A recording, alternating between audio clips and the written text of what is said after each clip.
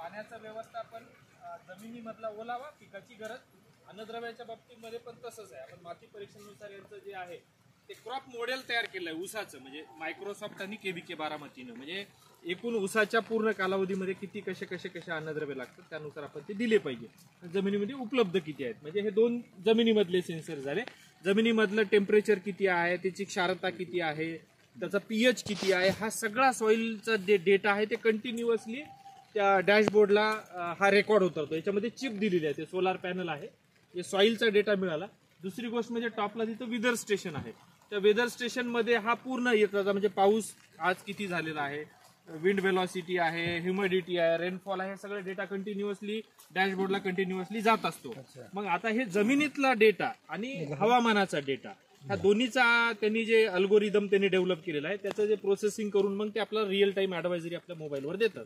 मग त्या पद्धतीने आपल्याला सिंपल भाषेमध्ये देतात की बाबा मॉइश्चर डिप्लीट झालं, जमिनीमधलं सॉइल मॉइश्चर कमी झालं, त्यांनी सरळ सांगतात की बाबा तुमचं जे 16 mm ची लॅटरल आहे एक 18 मिनिटासाठी तुम्ही ड्रीप इरिगेशन चालवायचं आहे. एवढ्या सोप्या भाषेमध्ये, मराठी भाषेमध्ये, जवळपास 5 भाषेमध्ये ते म्हणजे त्यानुसार जर इंटिग्रेटेड याला जर केलं ऑटोमेशन सोबत तर ते पण गरज नाही.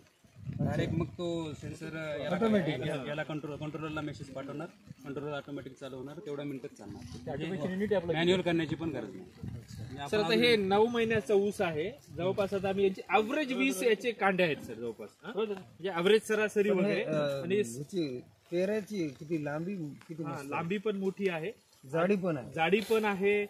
फुटवे सरासरी 6 फुटवे आहेत सर. एका डोळ्याला जवळपास आम्ही बघितलं तर सरासरी 6 फुटव्यांची संख्या. आणि आता आम्ही जर एक्सपेक्टेड, आता हे बारामती केवीने सांगितलं सर, त्यांनी जवळपास 70 टनच्या पुढे जाईल असं त्यांचं म्हणणं आहे. म्हणजे अजून पुढचा ग्रोथ, आता हे 9 महिने झालेले आहेत, अजून कमीत कमी आपल्याला 4 महिने अजून जाणं आहे. 6 कांड्या वाढतील, असं 6 ते 7 कांड्याची संख्या वाढेल असं त्यांचं म्हणणं आहे. समजा या बाबतीमध्ये आता किती कांडे आहेत? आता 20 ते 22 कांडी आहे. आता ह्याच्यामध्ये एक जमिनीवर लोळण्याचा जो प्रकार आहे सर, आपल्याकडे कसं झालं की आपला जो मातीचा प्रकार आहे, आता हवा जोराची चालली तरी आता आम्हाला जमीन जी आहे ती आपल्याला त्याला ना बांधून घेणं गरजेचं असतं त्या ऊसाला. आपल्याकडे ते प्रॅक्टिस शक्यतो शेतकऱ्यांमध्ये पॉप्युलर नाहीये.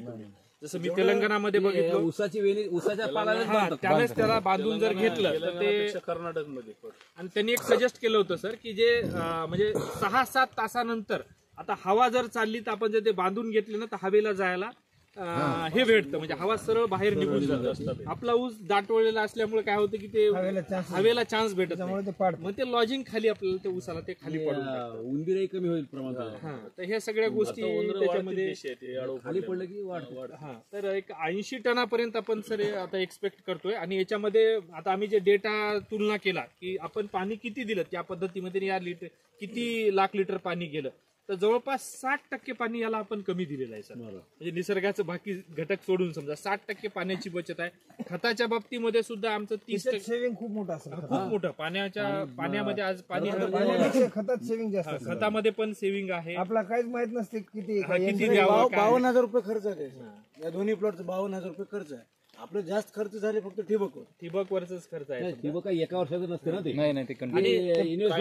आता याच्यातलं आम्हाला चांगलं काय वाटलं सर, एक जे हवामानाचा अंदाज आहे तो रिअल टाइम डेटा आहे. समजा आता माझ्या प्रक्षेत्रासाठीच त्यांनी अशी ऍडवाइजरी दिली की आज समजा दिनांक आज 25 तारखेला इतक्या वाजताच्या इतक्या दरम्यान पाऊस होणार आहे आणि इतका मिलीमीटर होणार आहे. आणि ते आम्ही टॅली करून बघितलं सर, ते जवळपास 90% 90 to 95% ते त्याची अॅक्युरसी आहे. पुढचे काम आपल्याला जे पुढचे जे नुकसान टाळण्याचं आहे, म्हणजे ते अलर्ट आपल्याला ते हवामानाचे आहे ते अलर्ट देत राहतात. दुसरी गोष्ट म्हणजे वातावरणातले जे बदल व्हायले, म्हणजे आर्द्रता आहे किंवा तापमान आहे, याच्यामधल्या बदलानुसार त्यांचे जे काय ऍडवायझरी येतात, समजा टेम्परेचर वाढलं तर जनरली सकिंग पेस्टचा अटॅक वगैरे वाढायला सुरू होतो. ते कंटिन्युअसली याचं जिओ मॅपिंग झालेलं आहे, म्हणजे सॅटेलाइट मॅपिंग झालेलं आहे प्लॉटचे. आणि ते पिक्चर्स आपल्याला व्हॉट्सअपला आपल्या याच्यावर ते पाठवून देतं की बाबा तुमच्या शेतामध्ये पांढऱ्या माशीचा प्रादुर्भाव झालेला असेल तर झालेला आहे म्हणून दाखवतं, आणि होणार आहे असेल तर तशा पद्धतीचं वातावरण बदलत आहे, तुम्ही त्याचं एक प्रिकॉशनरी मेजर घ्या म्हणून आपल्याला देतं. किडीचं नियंत्रण, रोगाचं नियंत्रण, पाण्याचं व्यवस्थापन, खताचं व्यवस्थापन आणि हवामान, ह्या सगळ्याच गोष्टीमध्ये आपल्याला म्हणजे प्रिसिजन आहे. आणि आपण काय केलं की आता ह्याचा सिक्का, आता आम्ही हे सेन्सर बसवलेले आहेत तिथं आपण जाऊया. आता ऑटोमोशन युनिट आम्ही सिक्का कंपनीचं बसवलेलं आहे. आता ह्याची जी ॲडवायझरी आहे टूलची डायरेक्ट डेव्हलप झालेली त्या ऑटोमोशन युनिटला जाईल. समजा ह्यांनी मेसेज जनरेट केला आपल्याला की बाबा 20 मिनिट पाणी द्यायचं आहे, तो तिथल्या कंट्रोलरला जाईल, ते कंट्रोलर मोटर सुरू करेल, 20 मिनिट पाणी देईल, ऑटोमॅटिक मोटर बंद होईल. म्हणजे आता मालकाच्या मोबाईलवर मेसेज यायला, मालकानं गड्याला सांगावं, मग ते मोटर चालू व्हावं. मग त्याच्या आपल्या म्हणजे मॅन्युअल एरर जी येण्याची शक्यता आहे ती 100% आपल्याला त्याच्यामध्ये म्हणजे टाळता येऊ शकतात. किती जबरदस्त झालं. हा म्हणजे इथपर्यंत म्हणजे शेतामध्ये जाण्याची सुद्धा मी सांगतो म्हणजे आवश्यकता म्हणजे पाण्याच्या बाबतीत. आणि ऊसामध्ये काय सगळे कामं जसं आपण चर्चा केली, 120 दिवसापर्यंतच आपल्याला कामं करायची आहेत. म्हणजे ऊसाचा जो कालावधी 12 महिने 15 महिने आहे, तर आपल्याला 4 महिनेच कामं करायची. 4 महिन्यानंतर आपल्याला ऊसामध्ये तेवढं काही जाता येत नाही किंवा कामं पण करायची नाही. इरिगेशन हा फक्त इरिगेशनचा पार्ट आहे तो. फार जबरदस्त आहे हे. लोक अजून